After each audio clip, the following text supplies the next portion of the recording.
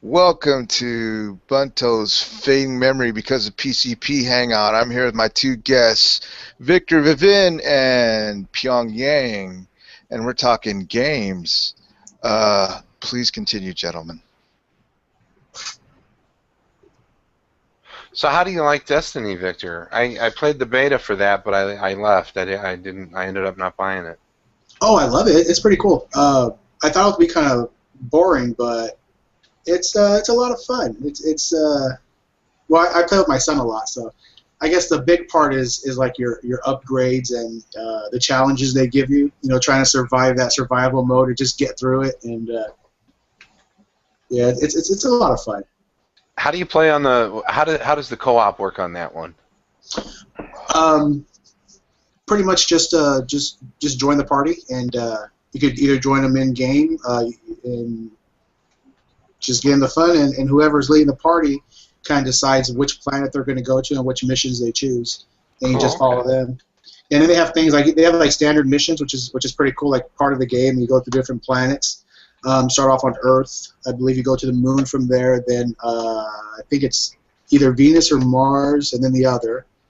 And what they have on there, not only do they have like missions to do, but they have a patrol where you could just go on the planet wherever you want, and you get these different little missions to do on the side. They get you extra the extra points to buy custom things, and you unlock like armor and different abilities as you go. Not abilities, but weapons and armor. And then they have strikes where you try to get as much people as you can together because these are really difficult to do. And yeah, it's a lot of fun. I like it. Now, do you have to? Both you and your you say you play with your son? Yeah. Yep. Did both you and your son have to have a console for that? Yeah. Yep. Oh, okay. Yeah. Right now we're playing on the Xbox One,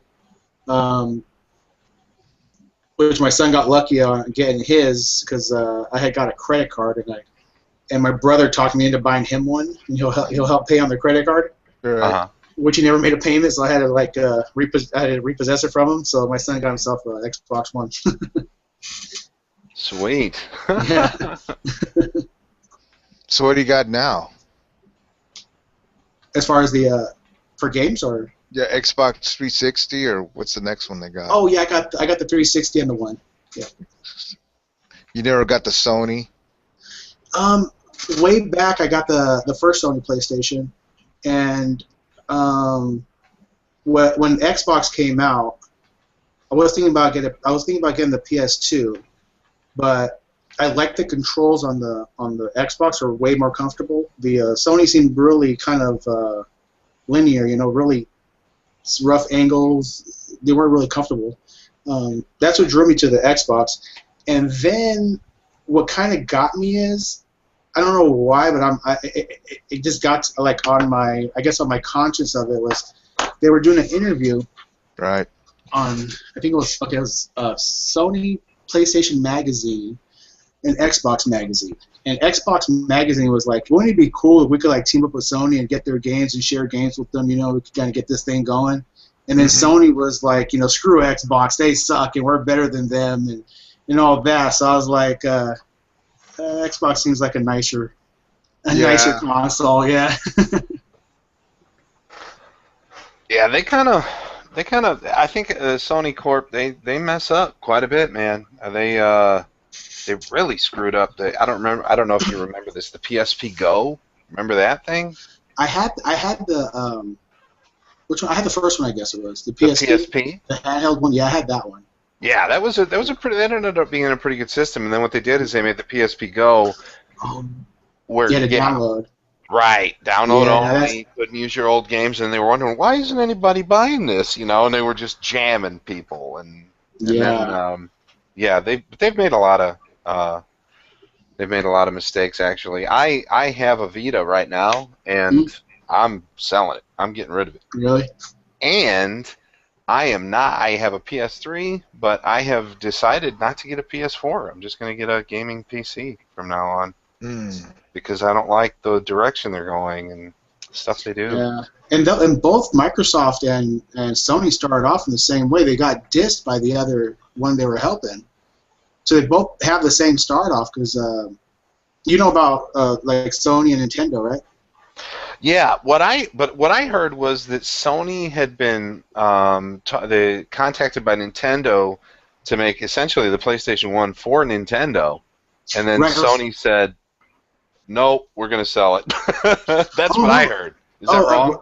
Yeah, because I read about a couple magazines on it. Well, I could be wrong, but I read about there's about 2 or 3 different magazine articles on it, Uh-huh. and then they had this one. I can't remember what it was, but yeah, it's they hired Sony to make the CD-ROM because they want to come out with the CD-ROM version of Nintendo to keep up with Sega, and so I don't know what happened, but they had gotten into it where Nintendo said, you know what, we're just going to do the cartridges, and they came out with the 64. Right. And then Sony said, well, hell, we got this already made. Let's just put our software to it and make our own games. That's what I read. And then with the Microsoft one, they were making the software for Sega Dreamcast. It was running off Windows CE. So they had big ideas for the new version of it. And then Sega said, well, we're just going to sell games now because it's not working out for us. So Microsoft was like, well, hell, we got the software. You know, we got all the know-how. Let's just put something together and go. Yeah. Yeah. Did you have a Dreamcast? Mm-hmm. I loved that. I loved that system. Yeah, that was awesome. Did you happen to play Phantasy Star Online or whatever?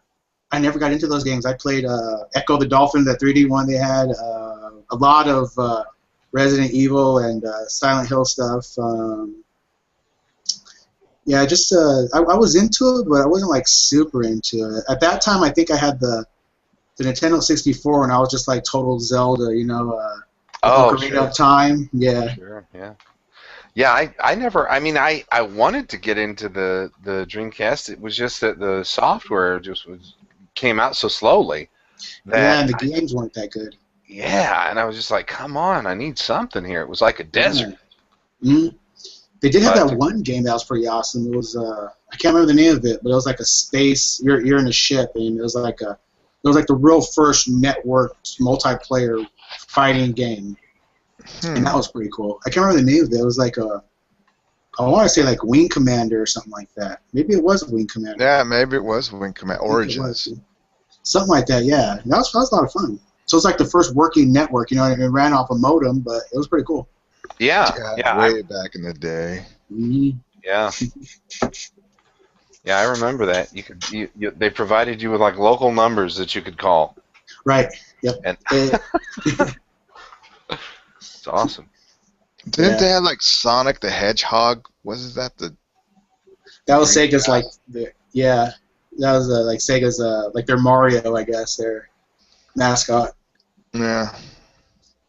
No, I've always done PC games, so like I've always been addicted to Civilization 3. That's just all turn-based games. That's a good game. I was going to ask you if that's where you got that ceremony of burial from. you were like, okay, what makes a civilization? And you start like listing off shit from Civilization 3. And nobody figured it out but you. And I should have brought up the tech tree and shit, right? And then all civilizations got to build a wonder, man. Right, that's right. The wonder. Yeah, that was awesome. I love that one. I've got a version of that for my PS3 called Civilization Revolution. I don't know if there was an analogous one made for the PC, but it's a great game. A lot of fun. So you're gonna get a gaming rig, huh? Yeah, I'm just gonna get I've got a computer. I'm just gonna probably get a really nice graphics card and power supply and stuff and call it good. To play what game? Well, there's all kinds of stuff. Steam has available a lot of different types of games at a great price now. You see, what really started me thinking about it was because now I know Xbox One didn't actually do this, but they came out with what was colloquially described as DRM, which is Digital Rights Management. That's not really what some of their policies were focused on, but that's what they called it, Digital Rights Management. And what they were trying to do was to make sure that any transactions that occurred where a person bought a game that would be playable on their system, they were a part of. Is really what they were doing. Right. And they did that already with the PCs, and now Steam is the result of that. Steam is the result of those policies. And at least with Steam, it's a discount license service. You know what I mean? Yeah.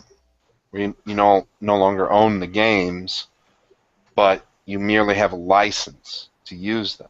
And it's like so I just decided, you know what? Steam's miles ahead of the consoles now, so if the consoles are gonna go to licenses anyway, I'll just get a PC. Yeah. Do you know how to play Half-Life 2? Oh yeah. Oh man, I played all those. Yeah. Have you mastered it? Like figured it all out? No. I haven't mastered it. Like I always get caught in that fucking room, man. It's like some sort of room, junk room. You have to like stack the shit to get out. Oh yeah. Yeah.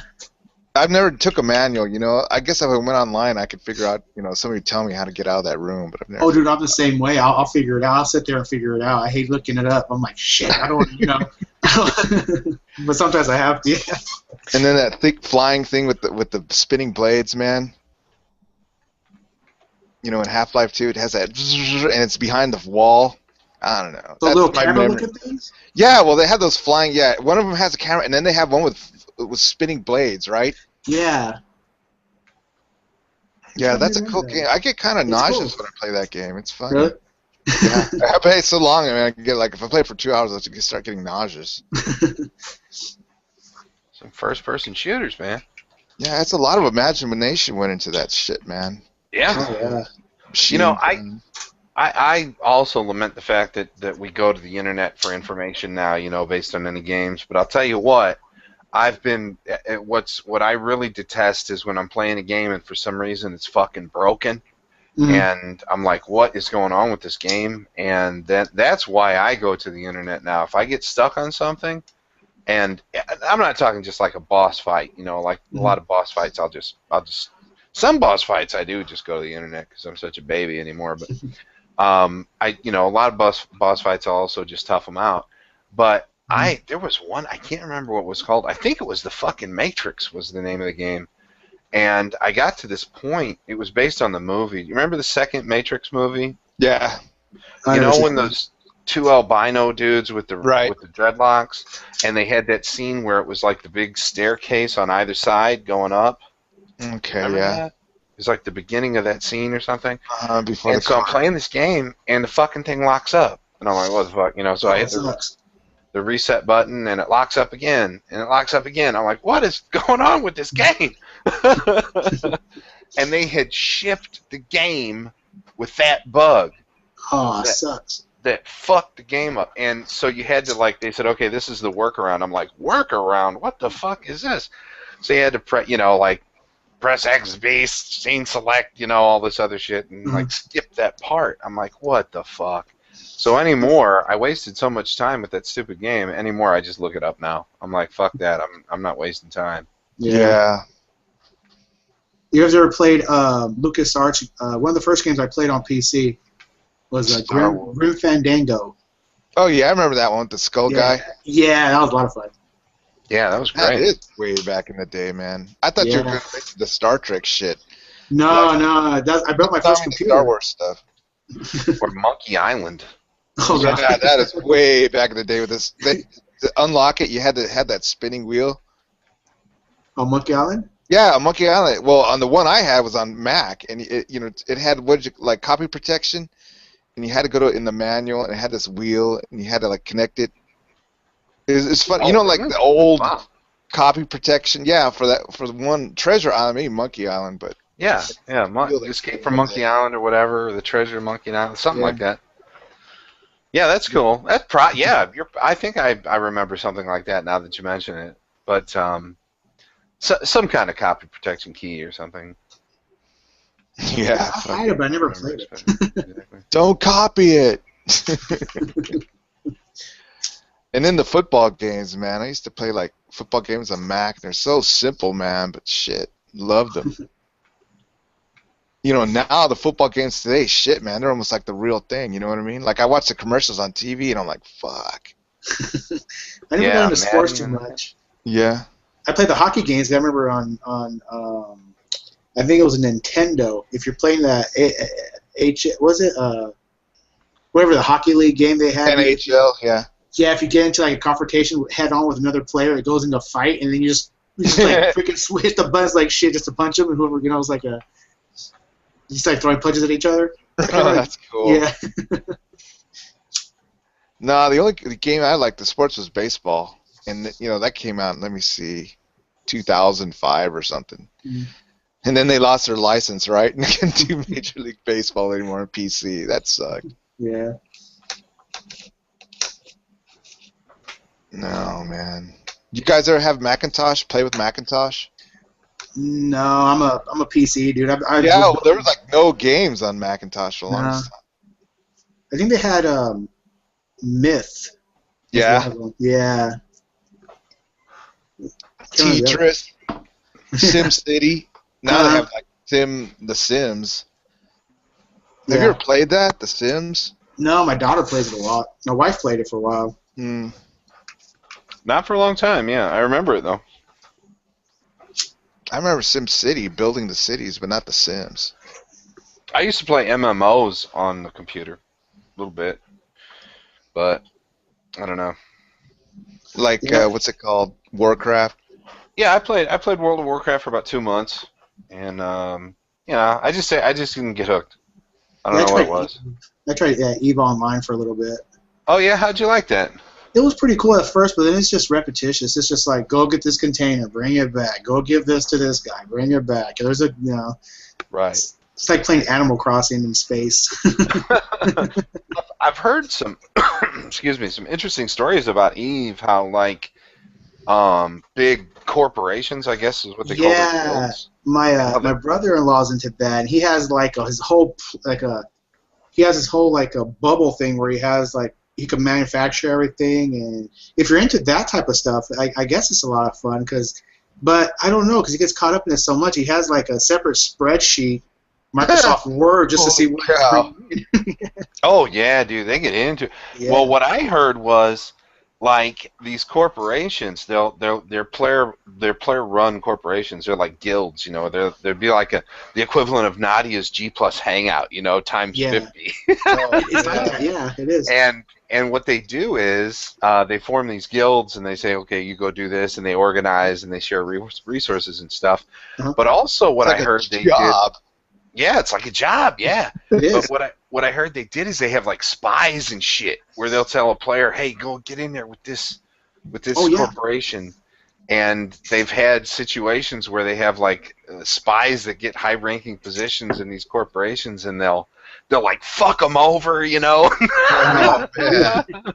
And they'll cost them like months of work and all that kind of stuff. They call it ISK, and my brother-in-law was like, well, I have 10 billion ISK right now, and he's king of the hill and all this. I'm like, all right, that's cool. That's great. And I've seen some stuff on YouTube where they have like these massive space battles. Mm-hmm. You could declare war on a corporation, and that corporation would either have to defend themselves, or I think there's this one thing where he said that he has to go into like something to do with EVE, or he had to you could see how big their corporation is or whoever's attacking them, so you could kind of know you're going to lose. So you could put in a petition with EVE to say, hey, we don't want to be in this, or you would just stay off the server to ignore it until their time's up for them to declare war on you or something like that. Right. Yeah, so it's really a lot of politics in that game. That's wild. Yeah, but he's down there. He has a total of 6 screens, 27-inch monitor, 6 of them. He has 8 different. They call them tunes. And each one does a different thing. Now he's paying $14 a month on each one of these guys. Huh. So so he has certain amount mining. He has a certain amount defending. It's crazy, man. He's 8 hours a day down there just manning that stuff. Oh, he must have an awesome life. He must be like, yeah, I am the shit. Reminds me of that Korean guy who keeled over with an aneurysm. Remember, he was sitting at the computer for like a week. It's fucking spilled over, man. Yeah. Yeah. That's some hardcore players right there. Well, hey man, at least he found something that he really likes, you Yeah, know? that's true. Yeah, he's having a lot of fun with it. He wanted me to get into it with him, which I did a little bit, but I'm more of like I would go out there and just like start shooting at ships, and then you can't do that. You can't. You have. Really, I want to blow something up, man. Yeah. What am I doing in a spaceship? I don't want to go mining for 6 hours and turn in my ore. Really, mine for 6 hours. I want to fire a phaser. Come on, man. Dogfight or something.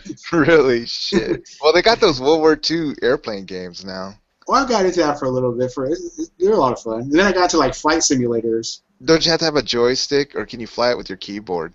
You can use a keyboard, but it's a lot of fun. It's funner with a joystick. And then I also got into like the RC, like they call it called real flight.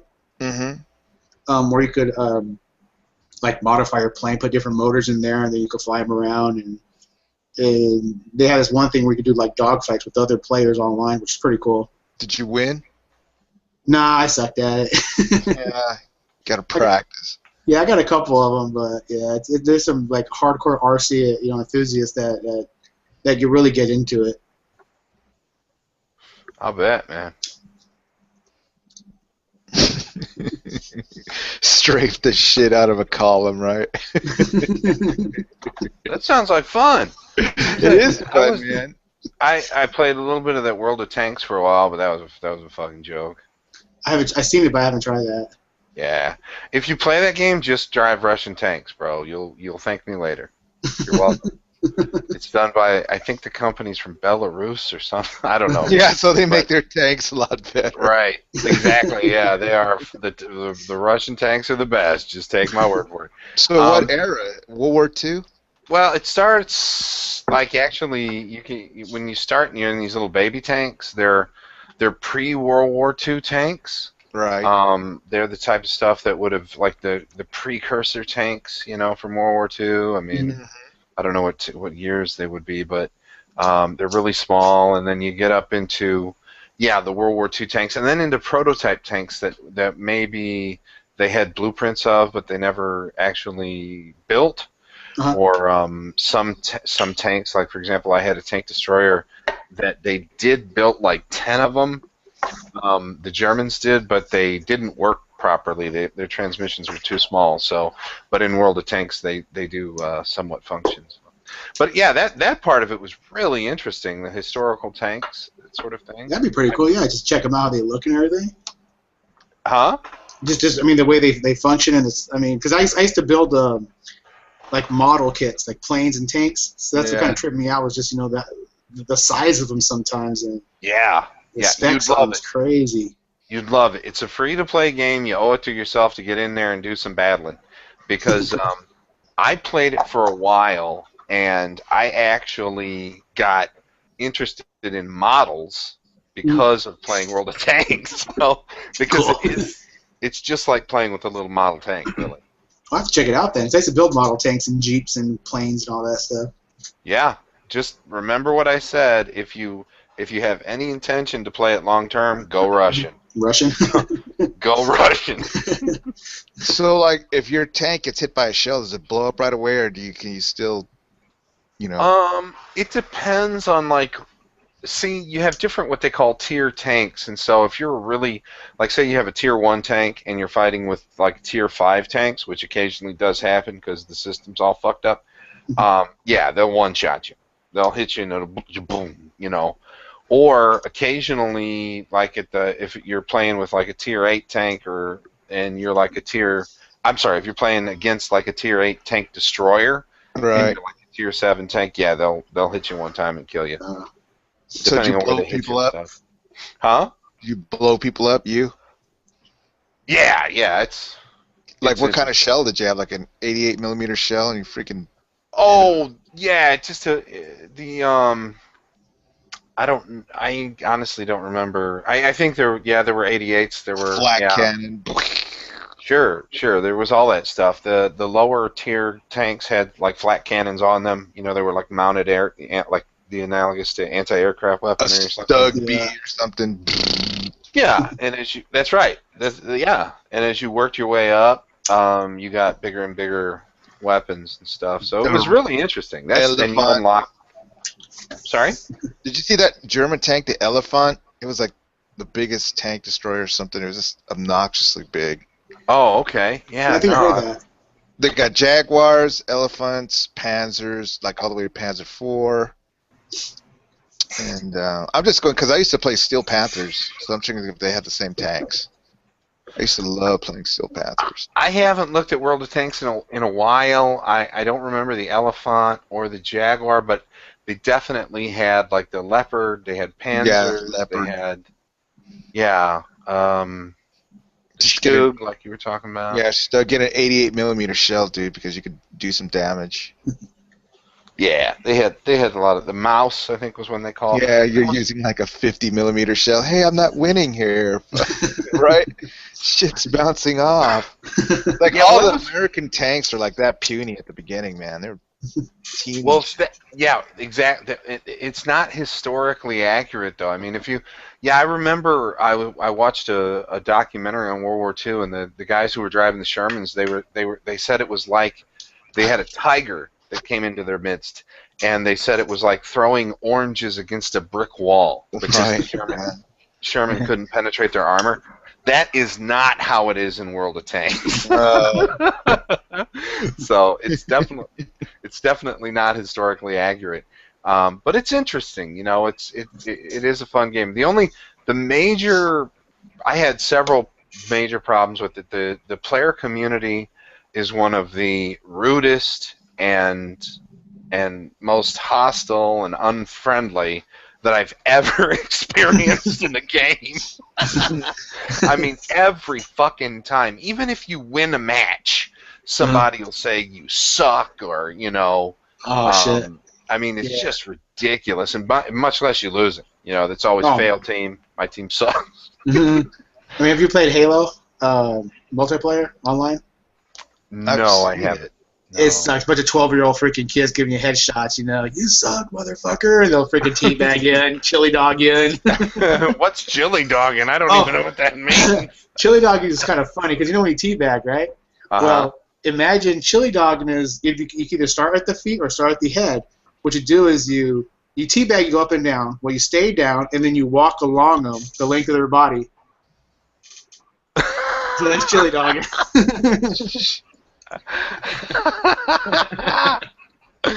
Yeah, it was worse than that, I guarantee you. But Oh, man. the thing I hated most about World of Tanks was their matching system. What they would do is they would throw you into a match frequently where, like, you know, you were a Stug against a Tiger, you know. Right. And there was just I got into matches where there was no conceivable way that my gun could penetrate the armor of anybody I was playing. Yeah. As hard as that is to believe, that actually happened a couple of times. That's not the rule, but yeah, I don't. It's free to play, and I don't play it, so take that for what it's worth. Yeah. You know what was a fun game, and I know it was like I played Battlefield Vietnam. Oh yeah, I love playing that game. Oh dude, I love that shit. I never played I that one. know. It's like I want to be the Kong, man. They had good weapons, man. It was a fun game to play.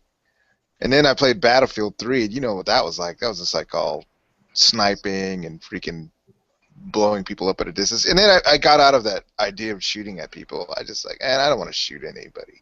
I think it was around the time. Okay, when was Battlefield 3? Wasn't that a little bit after? It was like during the Iraq War or something, maybe even before. Battlefield 3 is relatively new. I mean, relatively recent. It was like 2010, wasn't it? But I remember it was like they had, you know, Yeah. it was like going against the. Okay, Battlefield 3, wasn't it going against like the Chinese or something, or the Russians, or it was like definitely war, close to war, modern day war. Yeah, it was. Battlefield 3 was like definitely modern day war. That was where like I actually enjoyed that game. You could play as a medic or like an assault trooper or a supply guy. Yeah. That kind of stuff. Yeah, it was okay. It wasn't too bad. I think I stopped playing it because they had like private servers or something, and I would just get kicked out of servers. Couldn't get it. I'd be playing any game for 20 minutes and I'd get kicked out of it for no reason. Did you feel bad about shooting people? No, it's a game. It's clearly a game. Yeah, I don't feel bad about that. I play GTA 5, running over people all the time, killing cops. Really? Yeah, GTA 5's worse than Battlefield. Yeah, it is. When I play Battlefield, I was always polite to people. You know, I'm not one of these guys that get on here and are like, "Fuck you! Oh, you suck, you bitch." Yeah, I never did that. Yeah. So I like games where the cops chase you. Like I used to play Need for Speed Most Wanted. And I love that. Oh game. yeah, that was fun. Yeah. there you go. But I never played Grand Theft Auto. Never played that. Oh, it's fun. I like the one I really got into first was the San Andreas? Yeah, San Andreas. that was a lot of fun. Yeah. I like the music. The music kicks ass. Oh, dude, yeah. Yep.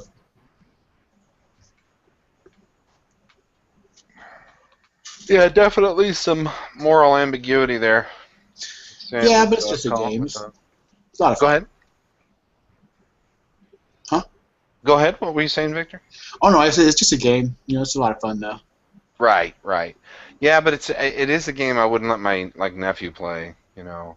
He's too young. Yeah, he's 12. I mean, he's too young for that kind of stuff right now. Yeah. Hey Jennifer, how you doing? Are you there?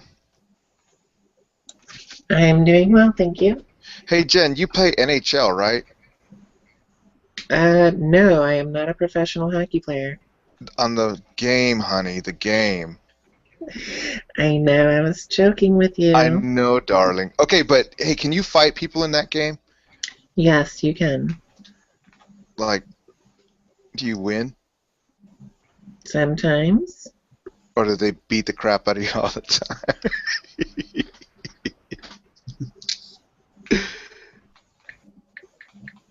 How was Gainesville, Jen?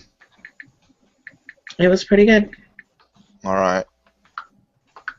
So, okay, Jen, what other games do you play besides NHL? Well, as I'm actually more of an old school gamer, like your classic Nintendo, Sega Genesis, so like Sonic the Hedgehog, Super Mario Brothers, Ninja Gaiden, stuff like that. But as far as new games go, I have Grand Theft Auto 4 and 5, I have Red Dead Redemption, I have The Last of Us, Just Cause 2, Fallout New Vegas Ultimate Edition. Damn. Fallout's fun. Yeah, Fallout's a nice game. Yeah. I just, the glitches in it kind of piss me off. Not the glitches, but like not like graphic glitches, but like the game stopping glitches. There's a lot of them in there. So. What do What you play system are you playing Vegas on? I've played it on both the 360 and the PS3. Does it have more glitches on one system as opposed to another? Yes, the PS3 because it has a divided hard drive, so that it's not as excuse me, the frame rates can get very slow, to where you're like getting one frame rate every 3 seconds. Oh my! That sucks. So, and that's kind of game breaking. So you have to, stop and save, and then exit the game, reload, and it's a pain in the ass. So. Oh yeah, forget that. I was playing New Vegas. I liked it. I was playing it on the PS3. I got to a point, man, I don't know. There's so much stuff to do in that game, but I had played it for quite some time, but I kind of left off of it. I wanted to get back to it though. Did you finish it? Yeah, I've actually played through that game probably like 7 or 8 times now. Oh wow, that's cool. So you got all the Nuke Cola caps, right, and all that stuff. Yeah, I've been through it. I've been around the block in that game once or twice. That's cool. But yeah, I got the plat. Go ahead. The thing with me is when it comes to video games, like I buy games and movies and stuff like that that I get replay value out of that I know I like. So yeah. So would you say that you're a completionist? I'm kind of like that. Oh, that's cool. Yeah. bit OCD when it comes to like missing things, which really annoyed me the first time I played it. Like when you play, like when you choose sides and you go for a certain, if you go with the NCR or the Legion or Yes Man, or if you go with Mr. House or whatever, Yeah. you automatically fail some missions. So like the missions that you were supposed to do for the Legion, you fail all those if you side with the NCR. And so I was like, what the hell? Like all those missions, why can't I do them? And I was freaking the hell out. So I was the same way. I had to like go back and and do the other. yeah, exactly. And that's why I got the replay value out of it, because I was Yeah. like, oh well, now I have to play, siding with the Legion and blah blah blah blah blah. Yeah. So, yeah. I know exactly what you're talking about, because the first time in Fallout 3, I don't know if you played that, but the first time I saved Nuketown, so I definitely went back later. Oh yeah. Yeah. Watch that sucker blow up from the tower. Yep. Right. Yep. Yeah, I've only played Fallout 3 on my husband's Xbox 360. I don't have Fallout 3 for my PS3, so. I thought it was awesome. I loved that game, man. That Yeah. was so good. Yeah. I thought Red Dead Redemption was awesome. It to me, Red Dead Redemption kind of was like, there's a lot of little, as far as like the overall missions went, I thought they were kind of, side quests.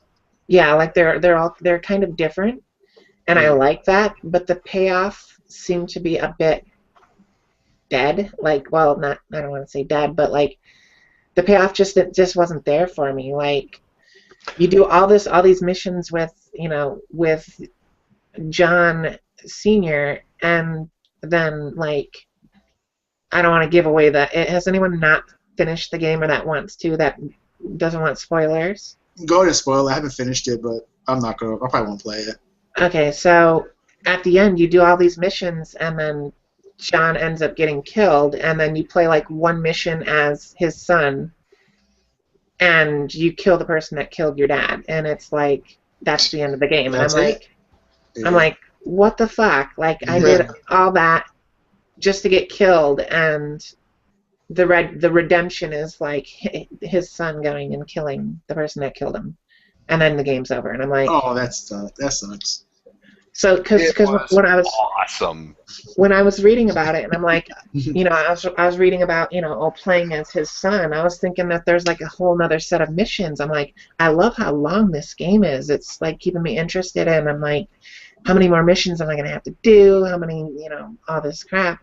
And so when I heard that you get to play as his son, I'm like, oh, there's a whole new set of missions with his son, and you have to do all this stuff, and that's pretty friggin' badass. And yeah, Just that one. It's just like one, and that's just getting the redemption of, the revenge for the dude that killed your dad. So for me on that game, there wasn't that much like the side missions weren't that fun. They were just basically pretty bland. The only one I really liked was I got that. Did you get the? I don't know how it is on PlayStation, but on Xbox you get the dastardly villain.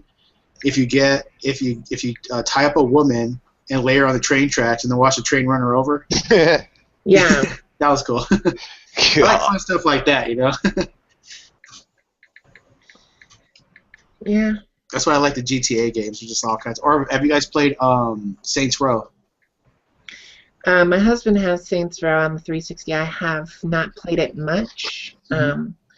He had 2 when I played it, and he has 3 and 4 now. I think it is. I played all those all the way through. Those were a lot of fun. They were a blast. Yeah. Those are like over the top, right? Yeah, like they have insurance claim missions where you go into ragdoll mode, you jump in front of vehicles, you bounce off of them, and you have to make a certain amount of money.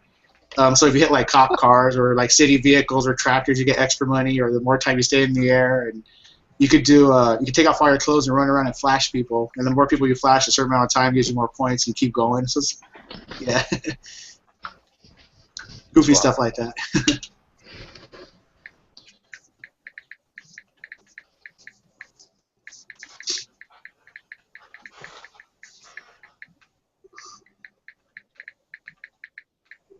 Jennifer, you ever play the Mass Effect games?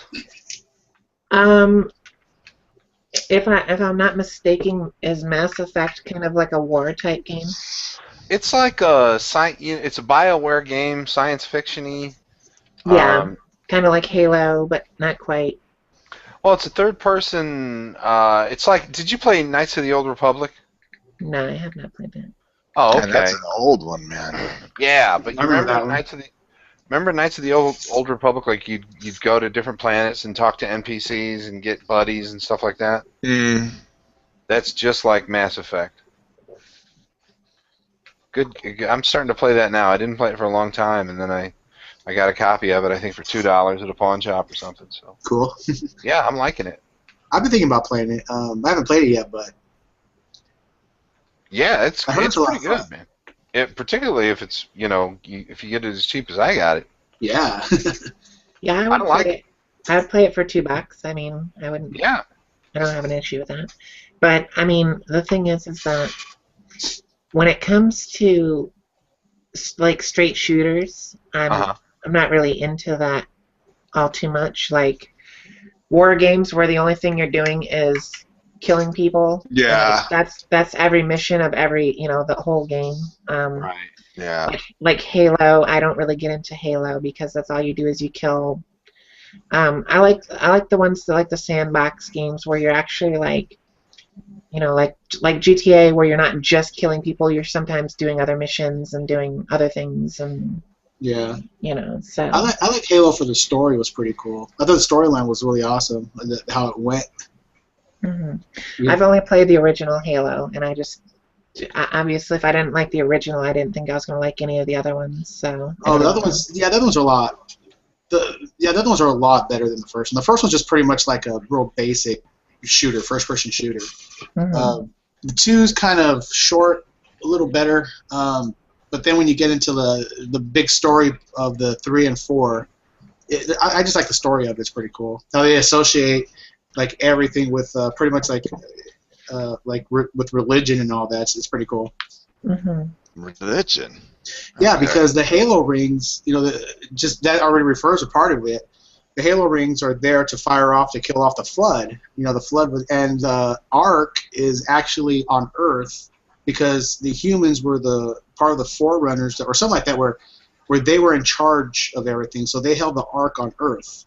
So everything in the Bible, in like biblical terms and all that, was actually references to Earth's past because we were some type of guardians of the Ark for the Forerunner. It's a trip.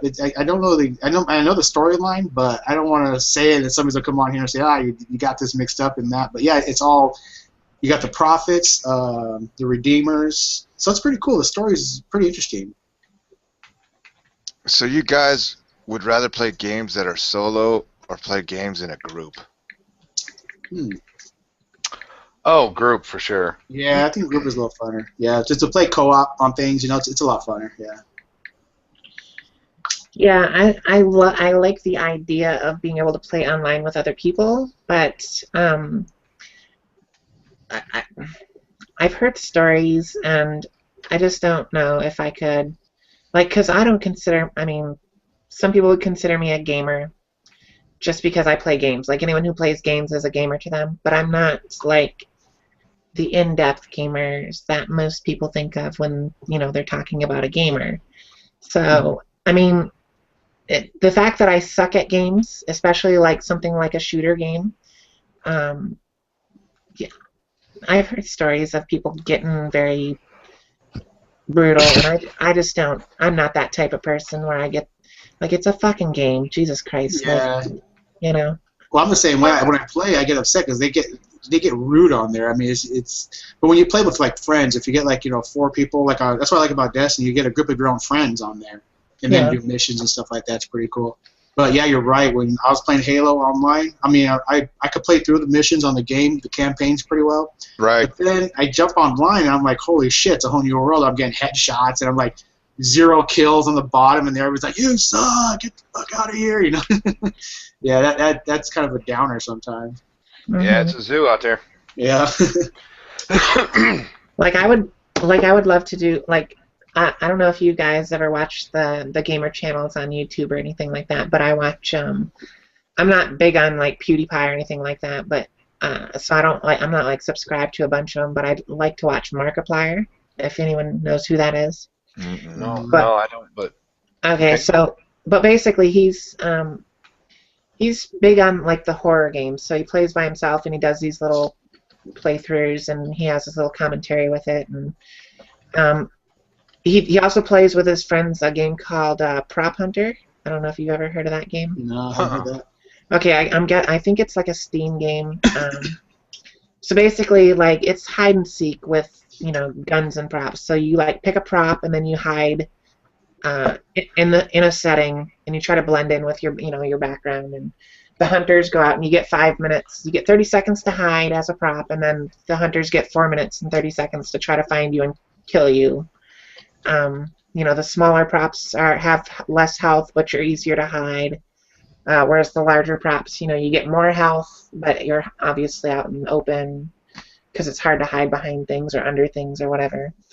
So I would love to play a game like that, like an online game of hide and seek. Yeah, it's like adult hide and seek. That sounds pretty cool. Yeah, and so if I had like some friends that I knew that played that, I would probably be playing that with them all the friggin' time because that game, like watching him play with his friends, it just looks like a fucking blast to me. I'm gonna have to check it out. Sounds like fun. Well, wait a second. What's that Minecraft game? Everybody plays it. Minecraft. Oh yeah, my son's into that big time. I have it, and I play with I play with him sometimes, and to me it's boring. It's just You build stuff and someone else wrecks it, and then you build it again Pretty and much, someone else yeah. wrecks it. Yeah. Yeah, You I guys- liked it. You guys But know what there's- Tempest is? Yeah. Oh, that's old. Yeah, we fly around that circle and. With that knob? Yeah. Yeah, chess too. You guys play chess? I used to. You're smart enough to play chess? Oh, the board game. Yeah. Wow. Like that. Yeah, that Star Wars chess. That was Yeah, awesome. we fly down the Death Star, man. Use your rook. Yeah. Do they have battle chess? Did they have battle chess? Something that was Yeah, supposed to be like sure. sexed up chess? I mean, how did you play it? Did you blow shit up or did you just play chess? No, it was just animations. They had like the knight, if I remember correctly, like the knight would have an animation when it would be a different animation for depending upon which piece you captured or whatever. Oh man, too bad they didn't expand the rules. Like you could drop a disruptor bomb. Right on. I mean, I love games like that. Drop a disruptor bomb or something. Star Trek. Yeah, but, Jennifer, I don't play like shooters with other people either. I don't think they're that much fun really because you do, people misbehave frequently. But like MMOs, those are fun. I love playing MMOs. You get in a party with people. They're usually the ones I play anyway. They're like fantasy oriented, and everybody has a group, or I'm sorry, everybody has a job. You've got like a tank and a healer and a damage dealer. I know what a badass game is. Sorry to interrupt. Remember SWAT? Did you guys ever play SWAT 3 or whatever it was? SWAT? No. Oh, dude, that was the funnest game, man. SWAT. You had to bust into places and take down a drug dealer or somebody who was high on drugs. That sounds pretty fun. Not get the hostages killed. Oh, I used to play that game for hours. Oh, way back. It was like SWAT 3. Probably, all these games I talk about like 2000 and the 2000s. But, oh, yeah, it was a cop game, Cool. Well, Tempest was like 1983, man. Yeah, that was way back, dude. I remember Atari 5200. Defender. I used to play Tempest, Defender, Pac-Man. Knew all the patterns. Oh yeah. Had 2600 and the Atari 5200. That's when they had a little keypad on it that a game was never made for it. No, let me see. SWAT was anything with cops. That's fun. I remember because it was like you said that you don't, you play online, shooters, Pyong, and I was thinking like, I hate playing those games because the guy always shoots you in the back, right, Pyong? I mean, you go into battle with a guy in his head and he blows you away. Oh, well, I guess it depends on the game. I don't know. Hi, Brother John. Bro, Joe. Yo. So what was your favorite arcade game, Bro Joe? Tempest. I love Tempest. Tempest, Missile Command. Missile Command. What's that tank game? Remember the 3D tank game? Yeah. I remember that one. Yeah. Oh, that was a blast, man. What's that Yeah, called? Yeah, those. Battle Zone. Battle Zone. That's right. Yeah. Okay, yeah. Jen, do you know what an arcade is? Yes, I grew up in an arcade. You used to go with quarters, and you used to put the quarter in the machine and play it. Yep, I used to play the original Super Mario Brothers, not the. Actually, it was just Mario Brothers, not the Super Mario Brothers, where it was like level 1, you play 4 levels, you get the Bowser, you hit the axe, and he falls underneath the bridge or whatever. I'm talking about the one with the pipes where the critters came out and hit him from I remember underneath. that one. Yeah, I remember that one. I never played. I played Donkey Kong, but I didn't play Super Mario. Yeah, I remember Donkey Kong. Yeah, Mario Brothers, the original Mario Brothers with the pipes. That was my shit, and also Goonies. Goonies. Yep, those are my 2 video games. I kicked ass at both of them. Oh, also Ninja Gaiden, the arcade game. Sure. Ninja Gaiden, yeah. When I bought Ninja Gaiden for the NES, thinking it was going to be like the arcade game, I was highly disappointed. Street Fighter. Well, did you take it and get your money back? No, I ended up learning to like it. Ninja Gaiden for the NES is a friggin' tough ass game. It is very hard to play, but I can beat that game now. Finally, Mastered it. that's the funny thing though, is when I was like 8 years old playing these games, and I go back and I play them now to like for the nostalgia. Right. They seem so much easier than they were before. Maybe it's just because I understand the concept of patterns better. Really? I remember beating Mega Man 2, and now I played it again. I'm like, holy shit, I did this? Yeah. I guess I forgot the patterns. Yeah, I bought my Wii not for the new Wii games, but I bought it just because of the Virtual Console. Yeah. Yep. So I have a crap load of Virtual Console games on there. Mega Man 2 is one of the games that I have on there. I also have Super C, which is another game that I love to play. I've heard of that one. What's it called? Super C. It's the sequel to Contra. Oh, okay. I do remember Contra. Yeah, I remember playing that in arcades. Yeah. Yeah, Contra, and then it was Super C, and then it was Contra 3. And Do they have Pac-Man still? Yeah, they got like different versions of it. They got like Pac-Man. The original Pac-Man? Oh, yeah. Xbox is pretty cool because they have Xbox Arcade on 360 where you could like purchase old arcade games. Yeah, Pac-Man, that's a Namco property, so... Gorf? Gorf? Yeah. I remember that one. Space Invaders. Centipede. Centipede. I love Centipede, man. Yeah. That was awesome. Crystal Castle. I don't remember that one. The little bear that runs around and collects little red dots. It was an arcade game when I was a kid. They had Rampage where you had to play the Godzilla looking dude or the King Kong guy and bust up buildings. Yeah. Yeah. It was about that time, like Afterburner and all those. I remember an Atari game that the neighbor and I tried to play, Raiders of the Lost Ark or Indiana Jones. Oh, yeah, yep. What the fuck, dude? You just had to go around putting explosives near all the walls, and then you'd blow a hole in the wall, and wow, that was hard. I can't jump over a puddle. What's that? What was that one you had to like jump over a puddle and go over the logs? Pitfall. That's right. Pitfall, Super Pitfall. Yeah. That's what I was thinking when you first said that. Yeah. Okay, so you guys know what Pong is, right? Oh, Pong? definitely, yeah. So could you play Pong today for hours like I used to as a child? If I were playing against someone fun, hell yeah. Yeah. Like, get a few drinks in me, and I can make any fucking lame video game fun as hell. You could play Pong. You could play Breakout for hours. I think I've done that before. Played Breakout, just sat there and tried to break through all those bricks. Boink, boink, boink. Oh, yeah. Oh, I'm talking Pong as in like the tennis. Like, Yeah, it is Pong. Yeah. Okay, Well, so what is it called? Arkanoid or something like that? With Yeah, the Brick Arkanoid. Breaker or whatever other option, what the other versions of the game are called. Knockoff version of it. But yeah. Like, if you could go back in time to like the 70s and play one of those games, would you be like, this sucks, or would you be back in nostalgia? No, I still play pinball machines because I love nostalgia. Like, it's so hard to find pinball machines in bars or in arcades these days. When I come across one, I'm getting quarters and I'm feeding them into there. Yeah, those are always fun. Yeah. Okay, so you lean on the pinball machine and like use your body to like tilt it around. Well, not tilt it. That's Well, of course not tilt it, but what's it called? To like, you know, like if you went up to a pinball machine you never saw before, you'd know how to like master the table.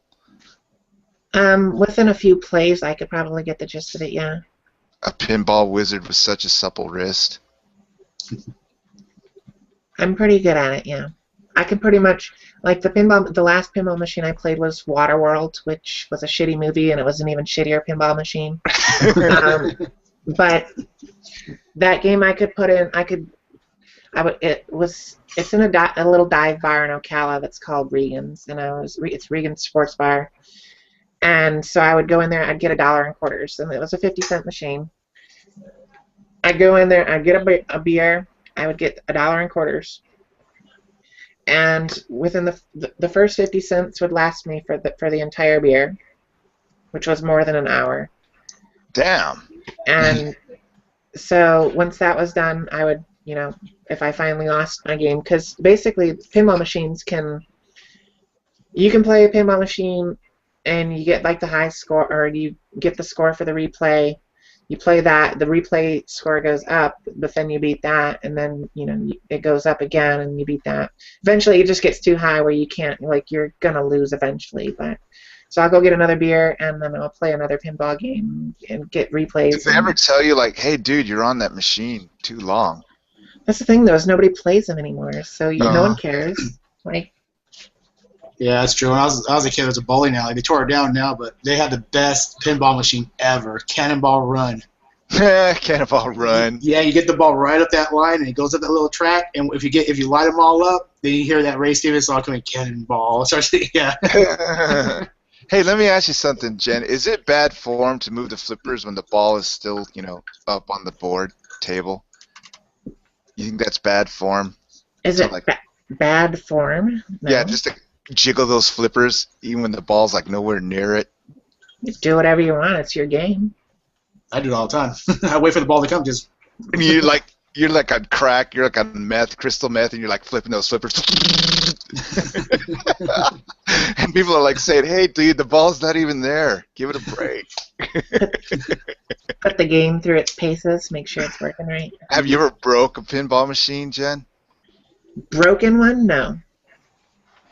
I've gotten balls stuck where it put the machine out of service, but I've never actually that's broken. Breaking it. Well, no, it's easily fixed when you just take the table. You take the glass out, pull the table out, get the ball in stock. But I thought you like slam your body up against the table just to jiggle the ball out. No, I am not the type. I don't really put much English on a table. I don't. Is that like bad form to like use your body that way? English No, it's pinball machine. As long as you don't tilt it, you're good. I mean, like if you put your leg on a pinball machine, is that bad form? Put your leg on it? Yeah. Like if you mounted a pinball machine, is that freaking bad form? If you performed elective surgery on a pinball machine, would that be bad? Like if you straddled on the pinball machine backwards.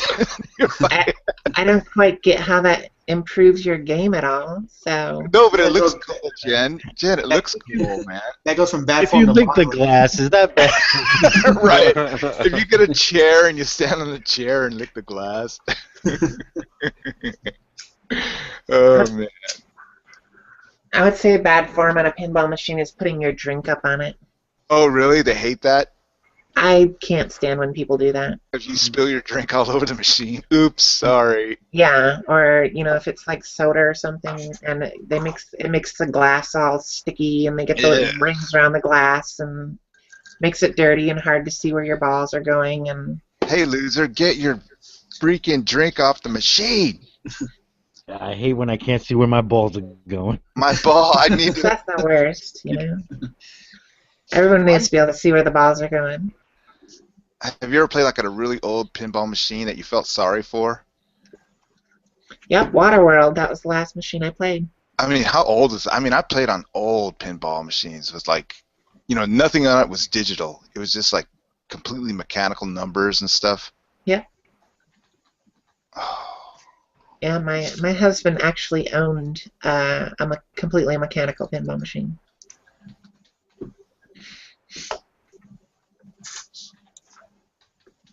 Oh God, what is this person? Well, okay, so you're playing pinball in a bar, right? And people are like checking you out saying, hey man, this person knows what they're doing. And I mean, you get an audience, right? Or just people completely ignore you. Back in the day, you'd probably get an audience, like if you're playing for a while. Yeah, really. You've been on there for an hour. I'd be like, this person's been on the machine for an hour. Well, the bartenders wonder what the hell I'm doing back there for that whole time. they think I'm back there like staring at the machine while like I don't know. But they'll ask me how my game went. I'm like, game. Well, which game? It's like I played about 6 or 7 of them while I was back there. So.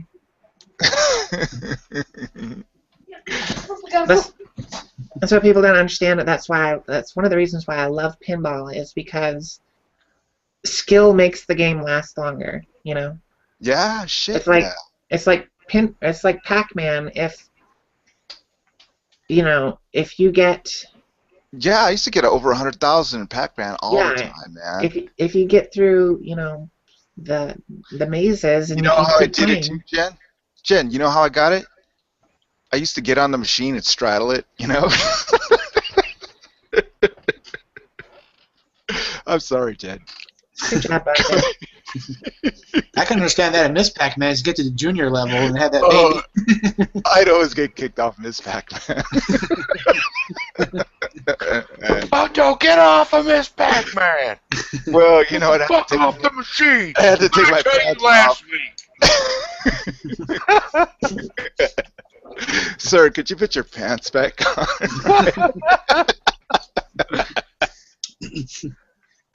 You're cleaning that up! I know, really clean. Oh, shit. Okay, well, Jen, let me ask you this. Have you ever had, like, something so close to an orgasm on a pinball machine? Something that was really fantastic? An orgasm on a pinball machine? No. It's not that good for me. Why not? Because it's a fucking game and not sex. I don't know. No, I think you're looking at it the wrong way, Jen. Totally. Well, define orgasm then. Well, it's sort of like when I went to go see Star Wars at the theater, I had an orgasm. Brojo, did you see Star Wars at the theater? You mean the first one? Yeah, the first one. I don't even remember, to tell you the You don't remember them going down into the Death Star, into the canyon? You don't remember that? I'm more of a Star Trek person than Star Wars. Oh, dude. No, anyway, I had an orgasm when I first saw Star Wars. Come on, really? Shit, yeah. It was an orgasmic movie, man. From Princess Leia? No, when they went into the channel, when they went to, down that alley to blow up the Death Star, that was freaking orgasmic, man. Okay. I can't believe that. Well, what movie do you think kicked ass that bad? Star Wars, definitely. That was awesome. I'm not really a Star Wars fan. And no, I'm not a Star Trek fan either. So Well, Wrath of Khan kicked ass. Wrath of Khan. definitely kicked ass. Yeah, that's cool. Nice, Sty. Well, okay, let me see. Well, what's the closest thing you've had to a pinball orgasm? I mean, like you said, hey, man, that was a totally awesome game that I played. Pretty damn good. There's a. I have a few machines that I like to play, and one of them is called. One of them, three of them that I actually played on the actual tables are my favorites, but there's one that I like that I have. I have a video game on my PS3 called Pinball Arcade. Yeah. And basically, it's like exact digital recreation, or recreations of actual tables. And they have two of the tables I grew up playing in person on there. So besides those two, there's another one on there called No Good Gophers. And there is a really tough shot to get a hole-in-one. And basically, you have to either hit a gopher and then go up the ramp, down the ramp, hit a rollover target, have it roll down to the flipper, the rollover target descends a ramp on the table, you have to hit the ball from the flipper up the ramp and near the top of the glass towards the back of the machine and into a small little hole. And so it's like the sequence that you have to go through in order to get a hole-in-one. Yeah. So there's that, but the thing is that if you do it while you have a multi-ball, it's like a special jackpot type thing. So the first time I did that, it was pretty freaking awesome. Like, because it's that's orgasmic. That's orgasmic, Jen. That was an orgasm. You just didn't know it. I wouldn't say that was orgasmic in the sense that it wasn't like what people. Okay, Jen. I have a really low level of orgasm. Really low. Apparently so. Okay. I mean, it doesn't have to be like, going down the Star Wars trench, right? It's pretty lower than that. I don't know. Like right now, I'm having an orgasm. Okay. Look, Jen, I mean, just say you had an orgasm. That's all you got to do, all right?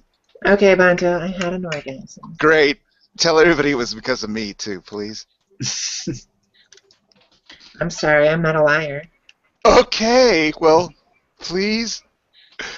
Oh, shit, man. Yeah, that sounds like a freaking... I mean, okay, so you're playing it virtually, right?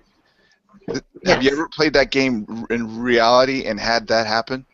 No, I have not. Oh, man, that'd be awesome. I've never played that actual table, but it's one of the ones that came with the first season purchase that I made. So, and it's one that I really like. Like, how many hours would you have to play just for that to happen? I've probably played that table maybe at least 150 times before I even got the first hole-in-one. Why do people do that, Jen? Why do people do what? They're like fixated on a game. They have to do that. Because there is a perceived reward with achieving a goal in a game. What do you think, Victor? Is that true? I mean, you'd play something 150 times just to get something like that? Yeah, it's kind of like just something that's hard to do that you can achieve like that. Yeah, it's because I play Civ 3 almost every day, over and over, and then when I win at it, it's like, yeah, I did it. I freaking won. You know what I mean? Right. You go through like 50 civilizations and then you finally win. The way you want to win. I could win, but I want to win the way I want to win. Right. How about you, Pyong? You like that? You're just fixated on a game? Yeah, sometimes. Pyong, you ever had an orgasm? Oh, yes.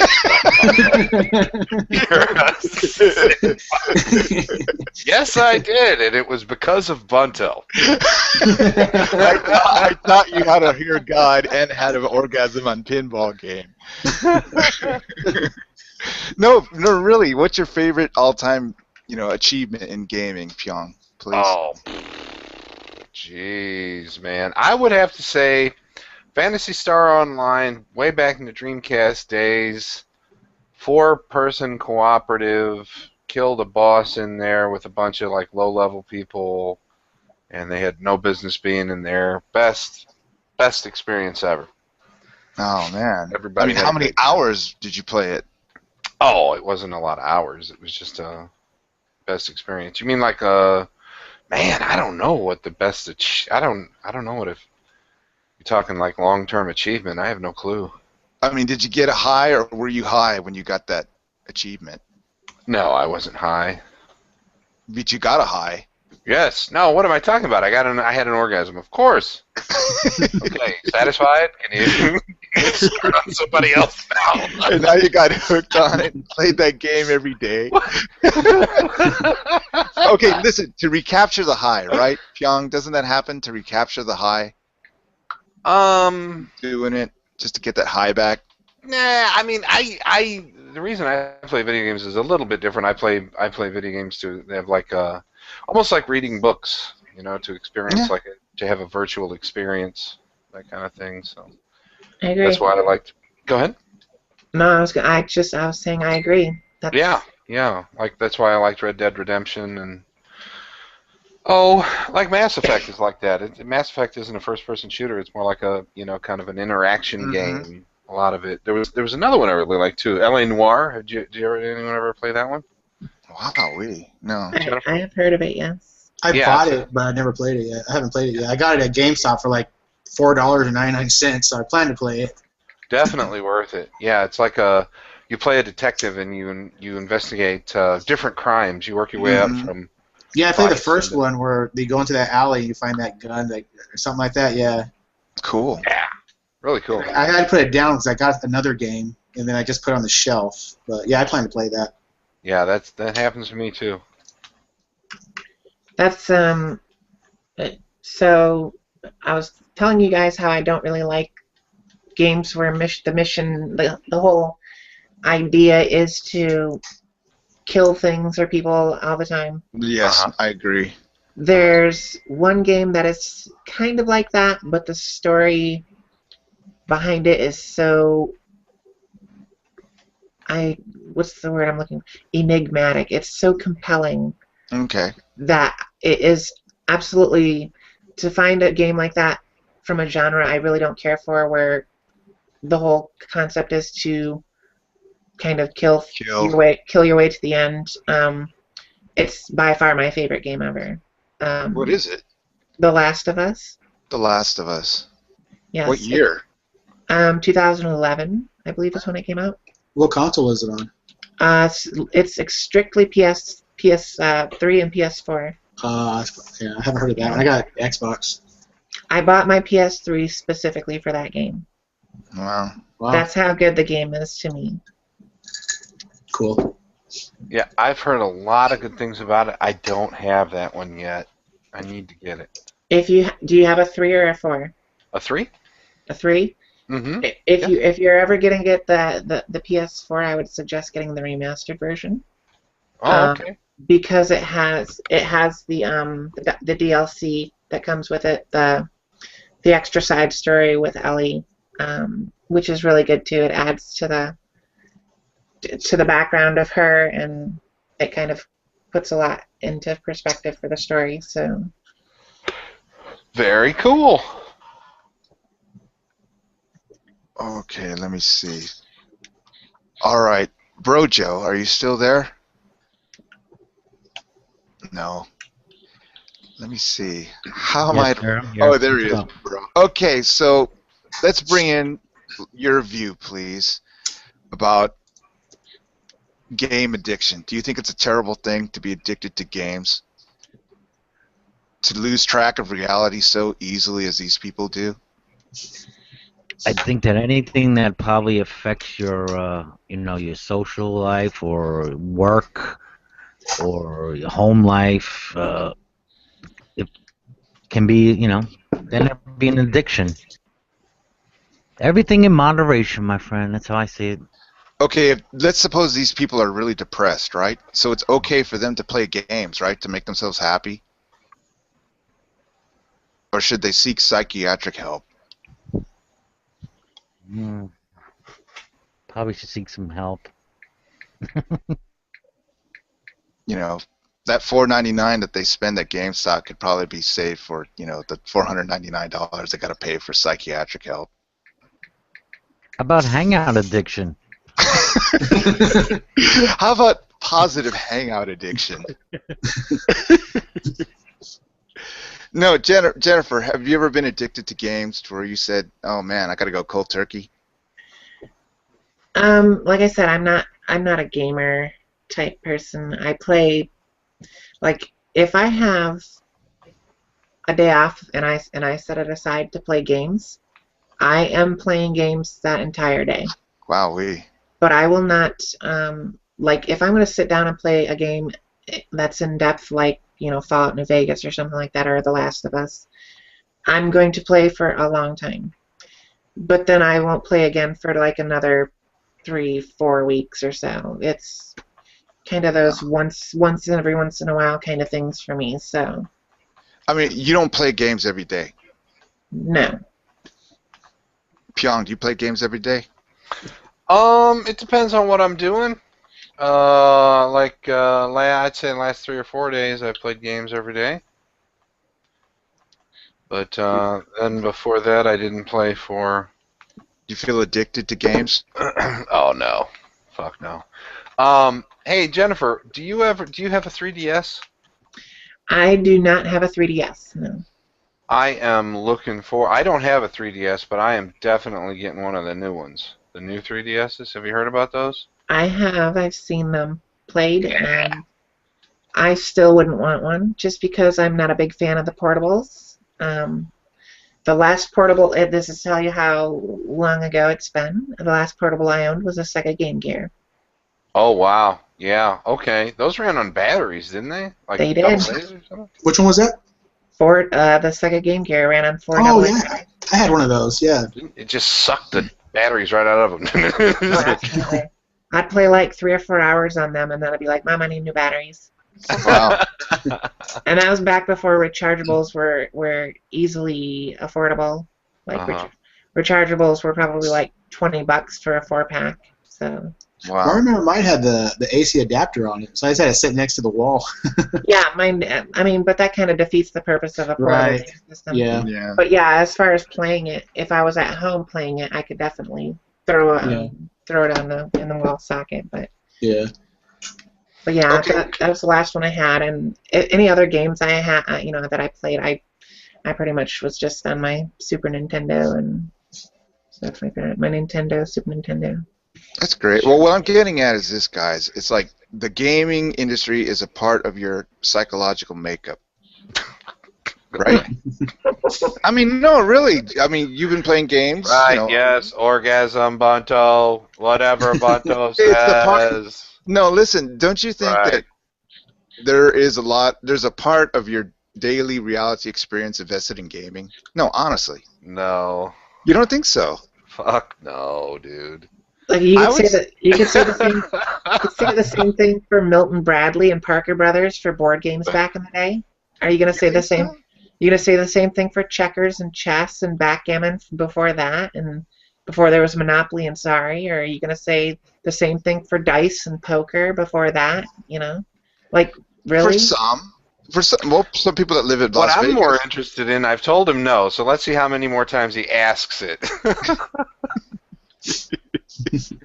Listen, I don't know. I'm just pointing out that Right. in today's society, gaming is a part of the psychological makeup of your average Joe. How did I not see it before?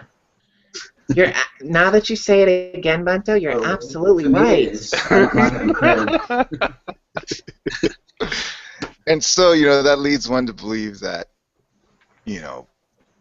Everyone's maybe addicted. religion probably does have a place. Gaming is probably replacing religion in people's lives.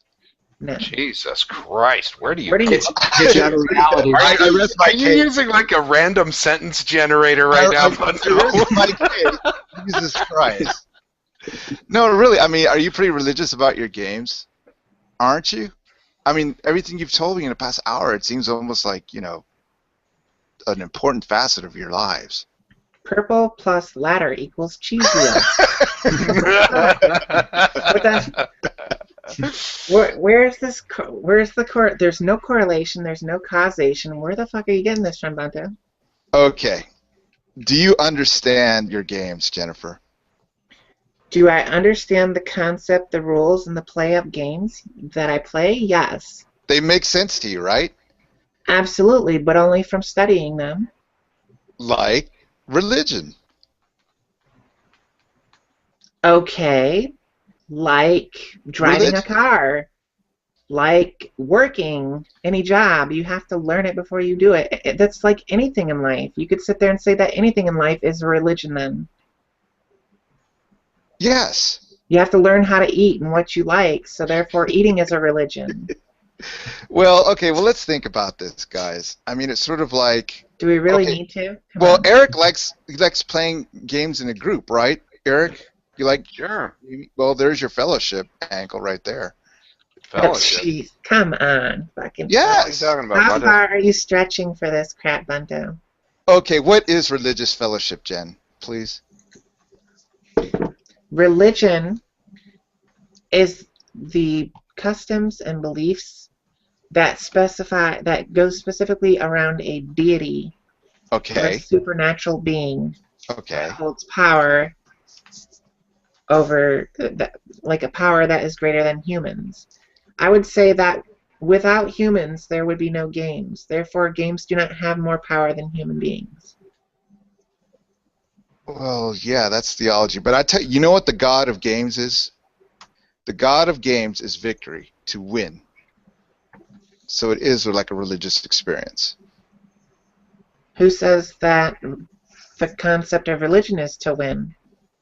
Well, that's what I mean. You know, the concept of religion is just to have some sort of interaction in your daily reality. You know, and that's why the games have taken that over. See? No, I don't see. Sorry. Okay, when you were religious, Say it 5 more times, Bunto, then I might get it. when you were religious, did you have daily interaction? You know, with God? No, that's why I stopped being religious, just because I didn't have what other people said they had. Well, I mean, you thought you were having daily interactions with God, see? No, I No. didn't think. I didn't think I was. That's what I wanted from my religion. That's what I kept asking God for, was to speak to me, but He never did. It's sort of like a game that has a glitch. Yes, and we don't play games with glitches. I was just complaining about a game with glitches. Pyong. We reset. No. We play again. Games with Yeah, glitches, we don't play. What about that? What'd you say, Bunto? Games with glitches, we don't play. Okay. To win, right? Whatever. But I mean, didn't you go online to figure out how to get around the glitch so you could win? Yeah, just like Jesus. But yeah, people do that in religions. They go online to other people to figure out how to win at it. Mm-hmm. That's how come they jump to other denominations. There's no winning with religion. That's the problem.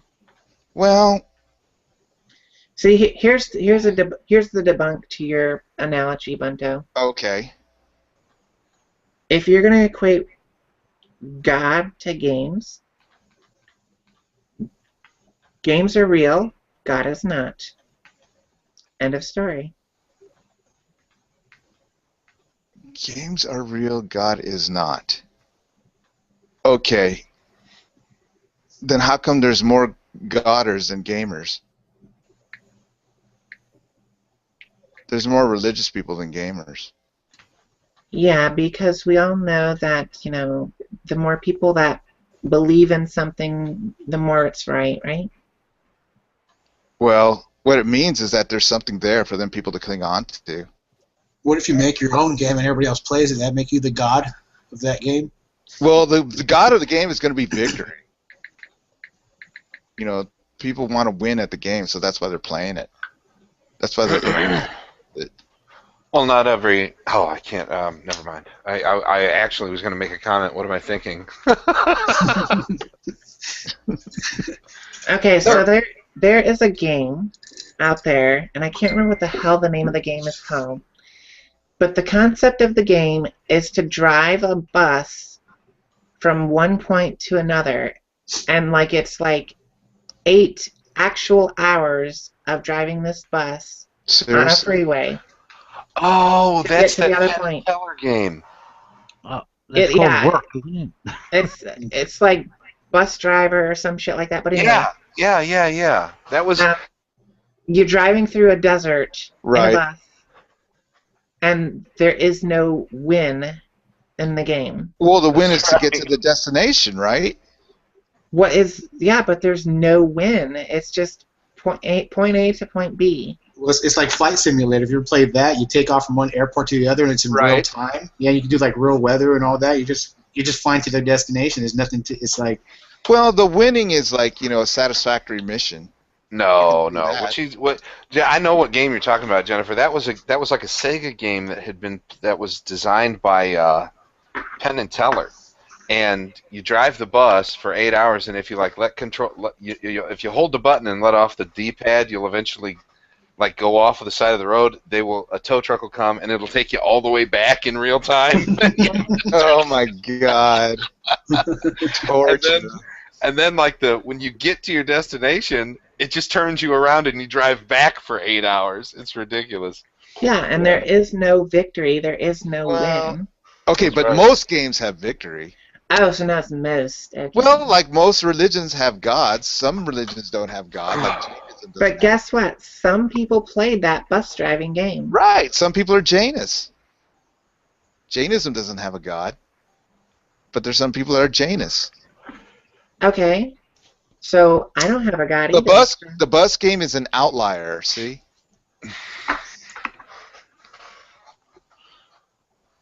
Does it make it less of a game though? Well, I'm not saying, on the spectrum or the quality of the game. I'm just saying that, gaming is replacing religion in a lot of people's lives. I don't think it's gaming that's replacing religion. I think it's just people enjoy games. People have always enjoyed games.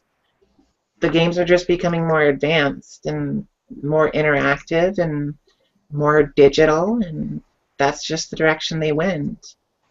Like there's a game out there that most people would probably say is fucking boring as hell, Right. but I love it, and it's like the little wooden box with the freaking little knobs on it.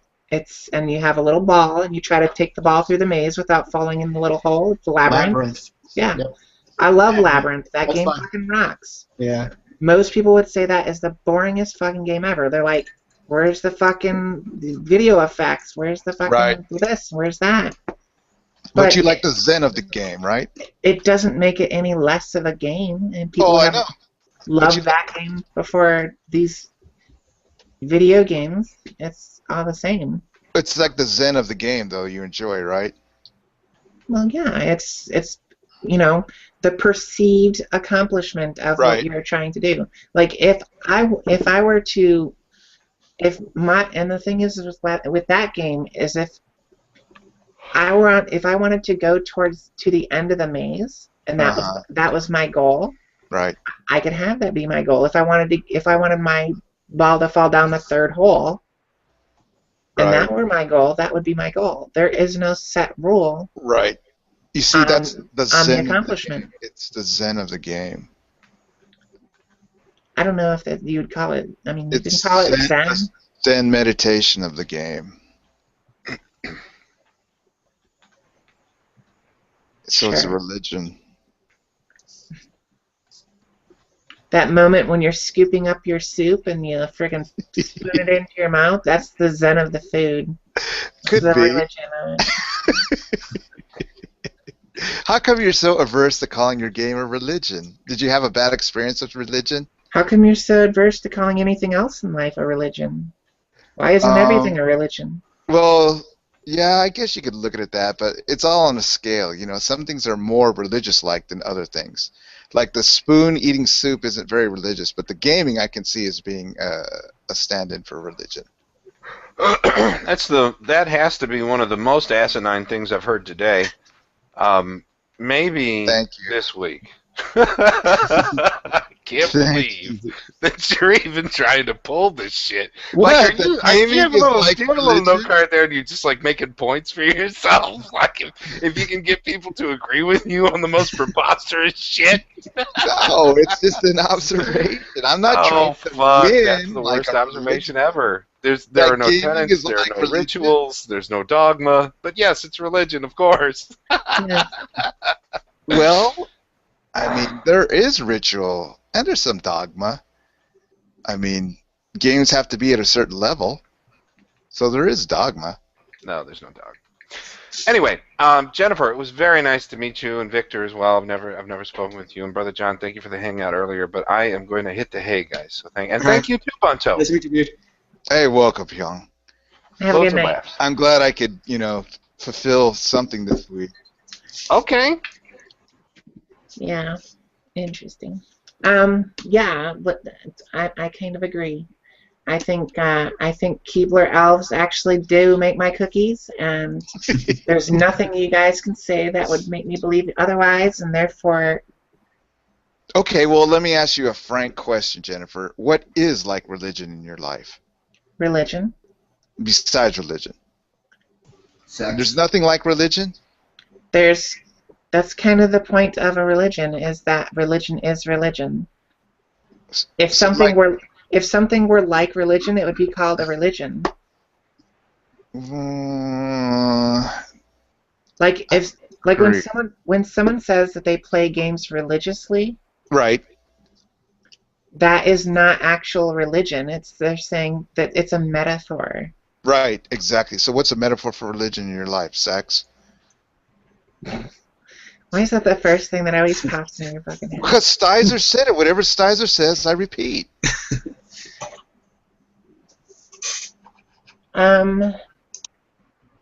Some people can make sex into a religion. I know that.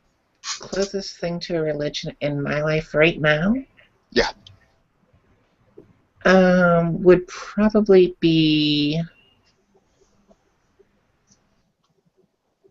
LGBT? no. I would probably say more of my vaping and e-cigs. Yeah, that's interesting.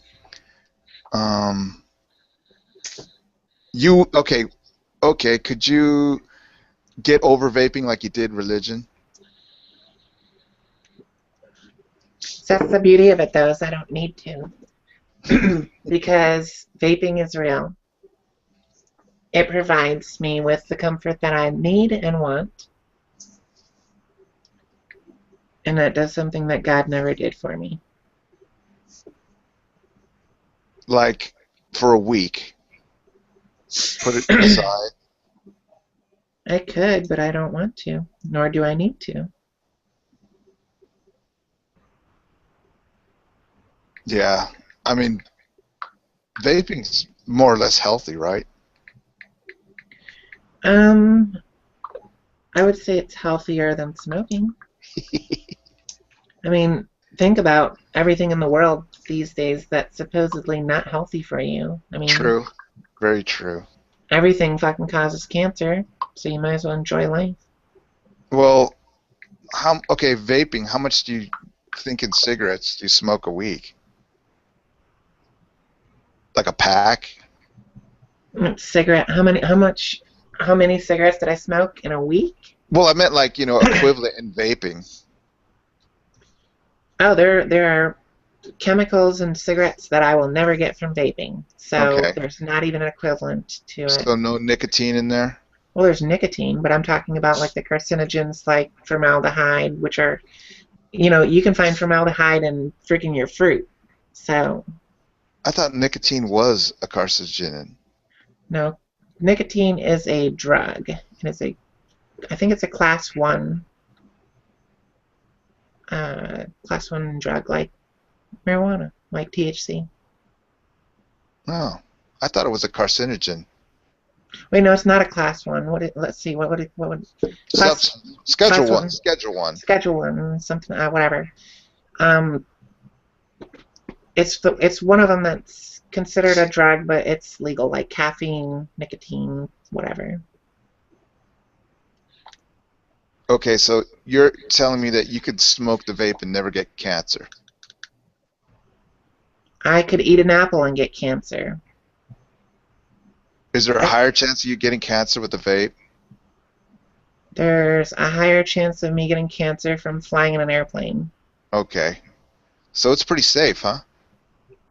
I get, yeah, I probably get more radiation from flying in an airplane than I do carcinogens from my vaping. Yeah, and that's just a guess. It's not. I mean, from the scientific studies I've seen that are peer reviewed, um, the amount of chemicals in here are no different from the pesticides you get on your frickin' foods Hmm. and stuff like that. So Well, okay, vaping. Victor, do you ever vape? Yeah, I tried it. What did you think? It was all right. It just I don't know. I was smoking cigarettes for quite a while, and sometimes I still do. Um, I guess maybe this the vape that I got was on the cheaper side, so the oil was always leaking out of it, and Oh, yeah. yeah. yeah, that's common. So what do? You just have to tape it? I pretty much I don't know, I just stopped vaping, and I quit smoking for quite a while, and I'll have I got pipe tobacco, so I'll smoke a little bit of pipe tobacco once in a while. Yeah, the thing is that it goes, bad quickly, doesn't it? Pipe tobacco? No, if you keep it in a glass jar with a good seal on it, it lasts quite a while. No, I didn't know that. Okay, so what do you, Victor? What are you religious about that has replaced religion? I was never religious, Um, so I do you mean watch Game of Thrones every time it comes out or TV? I never seen an episode of Game of Thrones. I do. I guess you could say I had hobbies. Auto mechanics. I worked on my own cars, computers, build my own. I get into. I got into like 3D modeling with 3ds Max for just just for fun. Well, So what I was thinking is like something in your life. If somebody made sacrilege of it, it would upset you. Like um, if I started, doing sacrilegious things to Jennifer's vape, she would get angry. No, I would not. You wouldn't yeah, get you wouldn't think my sacrilegious attitudes and behavior towards your vape you wouldn't upset you. No, because I give a fuck less about what you think about what I do. But you see, it eludes the point of something that you do religiously. Religiously means that there's some sort of sacrosanct to it. You said name the thing that's closest to religion for me. There's Right. nothing. I didn't say anything that was religious for me. You just said name the closest thing. I didn't say therefore it's not going to conform to a religious type thing for me. Okay. All right. Well, I'll give you that. How about you, Victor? Is there something that you hold sacred? I'm trying to think of something that would upset me if anybody went against, and I really can't. Because everything I do, there's people that either don't like it or don't like. I'm into Volkswagens. I like building the motors and tuning them up, and there's people that hate it. But How yeah, about that if doesn't really upset me. somebody dinked with your CD collection? Would you get upset? No, I don't think so. I would probably get upset if they I don't have a CD collection. If they went in and it deleted some music files I had, that would probably upset me. But it's not gonna, you know. Like if I somebody would. deleted half your MP3s, you fly off the handle. I got backups, but Yeah. let's say they deleted the backups too. I would get pretty pissed off. Yeah, because that's something that I like. Okay, your art. Let's say somebody took your portfolio and made fun of it. No, because it's been criticized quite a bit. No, I don't think so. Yeah. Yeah, it wouldn't bother me too much. Well, okay, the Christian gets upset when you make fun of Jesus, right. and so there's nothing like that in your experience now. People can make fun of anything. Now, no, it doesn't bother me. Like when you said the art thing, when I was younger, when I was a kid, I was really into. But then again, I don't think I ran across too many that didn't like it. So yeah, it's I don't know. It doesn't really bother me. No. Let me see. My music. I don't know. I guess Yeah, my instruments. Of course, I haven't Well, seen them all. I got a couple guitars. I mean, if somebody came in here and busted them up, I'll get pretty pissed off. But Yeah, I mean property. I mean property is, of course, they're digging with your property, but I'm thinking yeah, about it's something different. sacrilegious, something on the level of religion where you'd get upset if they made fun of it. No, I can't think of anything. Like they Here's made fun of you. Uh-huh. here's the thing: is if someone came in and okay, so let's say someone came in and made fun of, I don't know, something random,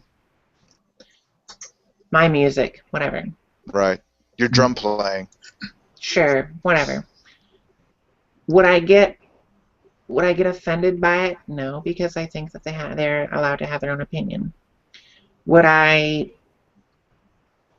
sit there and try to convince them that it was not worthy of making fun of or criticizing? No, because it's not worth my time unless they mean something to me. Which, I mean, if they meant something to me, I doubt they would be that critical in the sense that it would be unwarranted criticism. But if, in the sense that if they were just mocking it, like mercilessly mocking my play, I would probably have an issue with it just because they were mean-spirited people, Right. and Right. not necessarily for the fact that they were criticizing my play. That is what would upset me.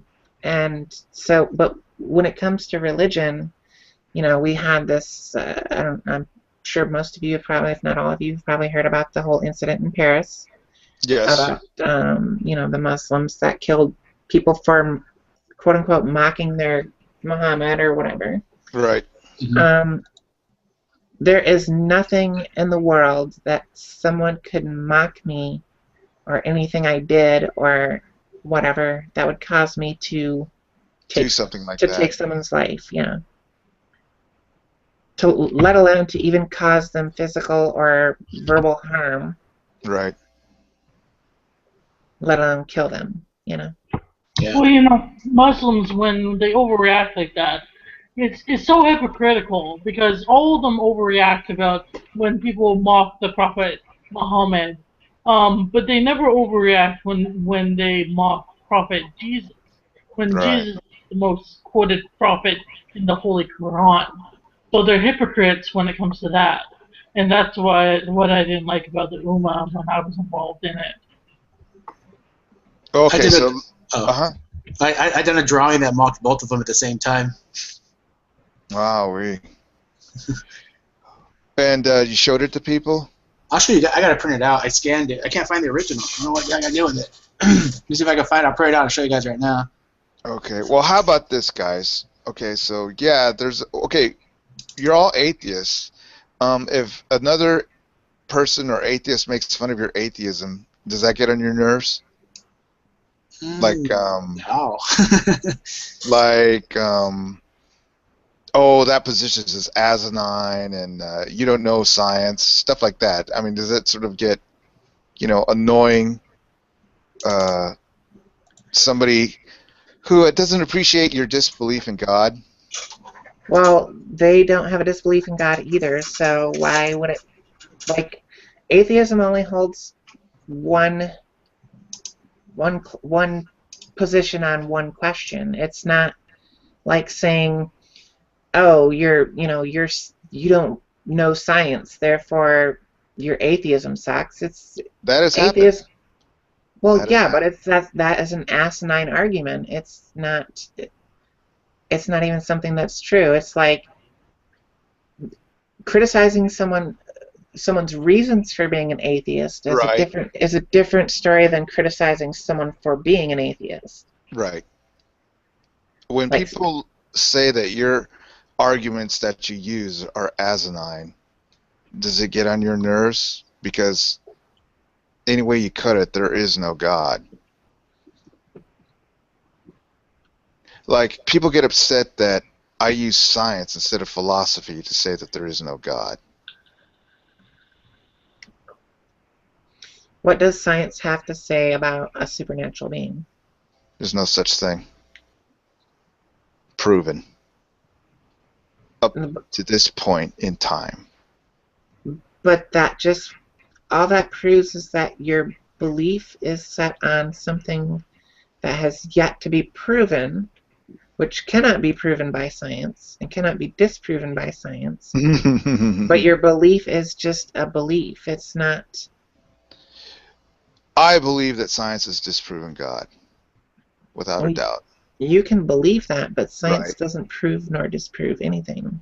You may adhere to that belief, but there's no proof of God.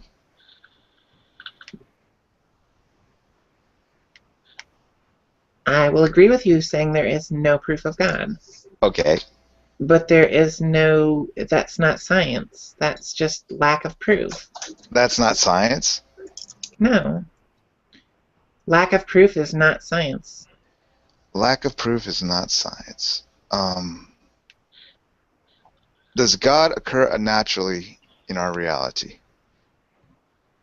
Does God occur naturally in our Reality. Anywhere. reality? Not that I know of, no. Right. So science has disproven God. No, science cannot test God. Science, it's like saying, if I use... There's no way you can use science to test something that doesn't exist in our fucking universe. Yeah, you Shut can. up. Science No, you can't. Shut up, you kid. Science is used to prove what is Bunto, real. stop being a troll. No, it's not. These are arguments that piss other atheists off. It's not, yeah, the fucking atheists do want to win a fucking argument that's not even worth fucking arguing about. Fucking idiots. Philosophy. Any atheist who's ever done science knows very well science and God ain't on the same level. You can't even use them to distinguish each other. God is a figment of someone's imagination. Gravity is science. There's a big fucking difference. Bunto, if I were to use, if I took a Geiger counter and said, I'm going to measure the amount of nitrogen in the air with it, is that possible? Not with a Geiger counter. Exactly. You're using a tool that does not test for the supernatural to try to prove or disprove a God. Okay, why should I give credence to the supernatural if it's not real? What proves to you that the supernatural isn't real? Science. You're using a tool that doesn't prove nor disprove supernatural. So how are you saying it's proven or disproving it's not supernatural? Hold on a second. Let me take a look at here. What? Okay. This is there it is. yeah. Okay. This is let me see. If I can hold it up. It's Jesus and Muhammad. They're gay lovers, and they are. I don't know who my real mom is. I found out my mom is not my real mom. So this is. They gave birth to me. I'm gonna do the world underneath me still. Oh, that's good work. I like it. And that is. I don't know who my mom is. That's the only vision I have of her face. So she's delivering me to the world. So that's. So I might be the new Messiah. So do you ink too, or just illustrate? I do ink. Mostly I just do sketching, drawing, pencil, and then I'll do some paint. I'm thinking about getting this after I'm done with it. I'm gonna blow it up and then put it to canvas and paint oil. Oh yeah, shit yeah. Are you pretty fast? Well, it took me about. Huh? I said, can I see it again? I'm playing League of Legends, so I kind of missed it. Oh, nice one. Thank you. Okay, that's cool. I like that. It's Bill Murray is Muhammad, kind of like by his face, and Johnny Depp is Jesus, kind of went off his face a little bit. That's good work, Victor. Thank you. Thanks. Anyway, I mean, the urge of the conversation is like, other atheists, can they hurt your feelings with their, how could you say, ability to not understand your position? Oh yeah, we hope no extremists are watching either, Bro Joe.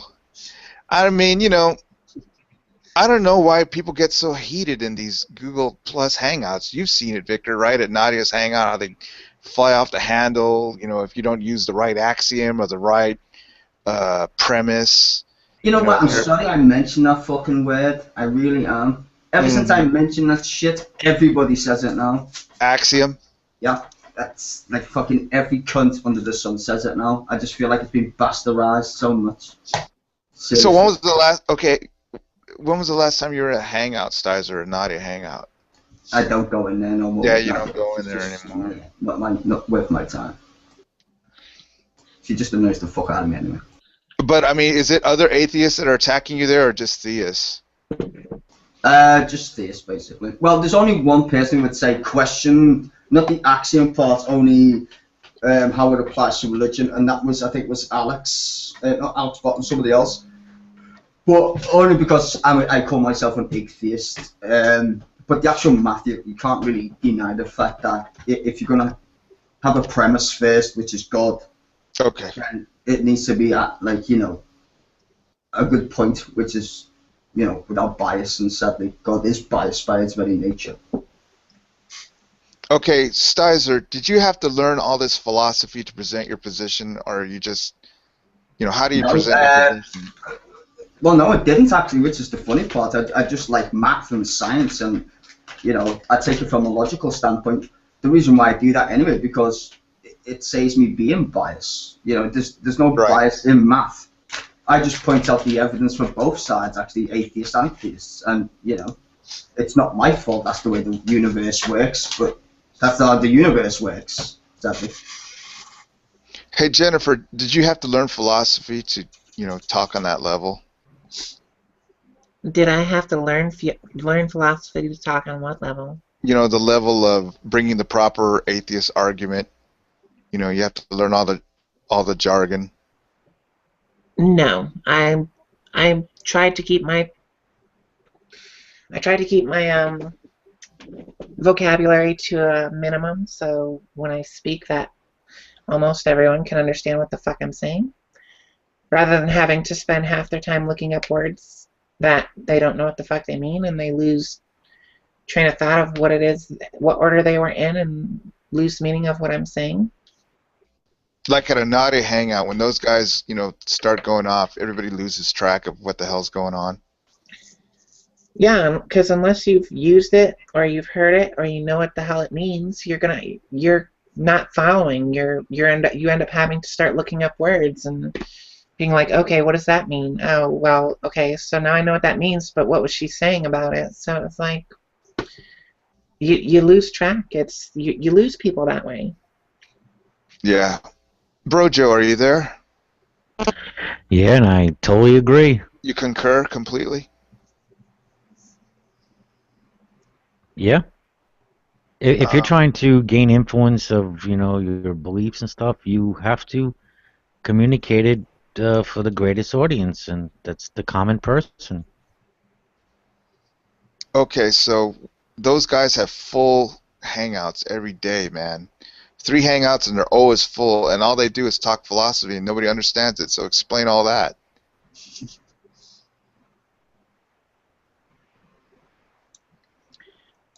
It's I don't want to say it's like I can't. I see. This is the thing is I can't even think of the right name for it. But it's when people use big words to try to confuse people, so that way they have to go look up the words, and Obfuscation. they just can't. Yeah, kind of. Yeah. Okay, is it a cult? Is it a cult of Nadians? No, I think they're just No, think it over. Think it over. Is it a cult? No, because there's not a leader, and there's not a purpose. Nadia's the leader. She's not a set leader, and there's no purpose behind it. She's Jesus.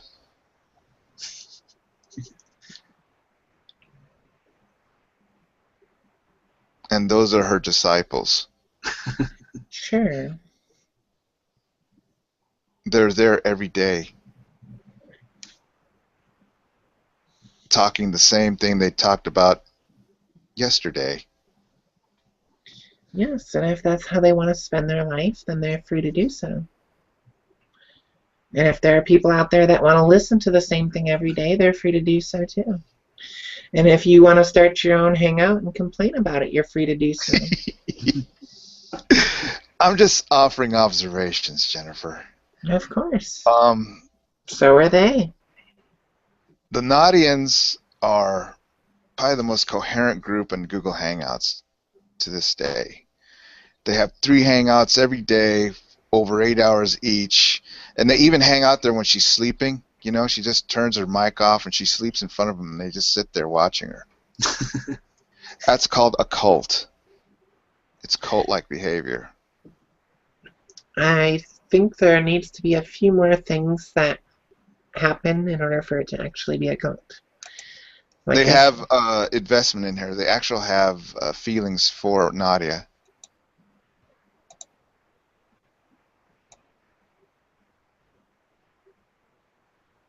Like I said, though, they have to have like a vision and a purpose behind it, and there is none. They follow her. When she goes to another hangout, they follow where she goes.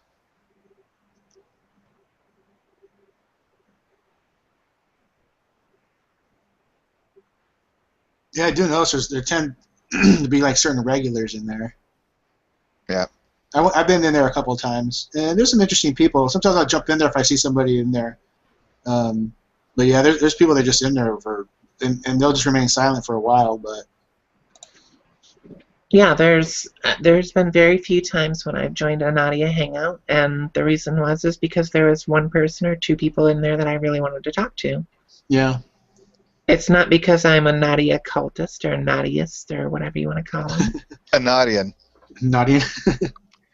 Let's not forget who penned that word now, Bunto. Thank you, Rojo. Well, listen, the reason you went into the hangout, Jennifer, was because it's like a sacrament. You wanted to get some sort of, spiritual reinforcement in front of your fellow Nadians. So you went inside there and contributed. Faith offering. Yeah, that was it. You got me pegged, Bunto.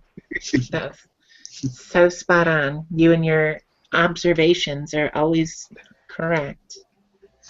No, I'm just offering an observation. Anyway, folks. Well, let me think of what else is going on. Not much. The year just flipped over. I'm going to have an interview tomorrow with Jeff Keller. So also 2 interviews tomorrow, possibly. Jeff Keller and Tom Leeds. Oh, So what invite time all is our audience. Jeff Keller? Jeff Keller, I think, is going to be 7 p.m. CST, and then I think Tom is going to be at 11 o'clock. But I'm not sure about Tom because I haven't heard back from him, but I know Jeff for sure. Cool. Yeah, I'm lining up interviews, and hopefully in the works is a RANCAM interview. I've talked to him about what's been going down lately, and he says he'd like to get some stuff off his chest. But I invite all your audience to come by and, check me out tomorrow, and I wish you all well. Happy Cool. New Year. Take care. Bye-bye. Happy New Year, Jay.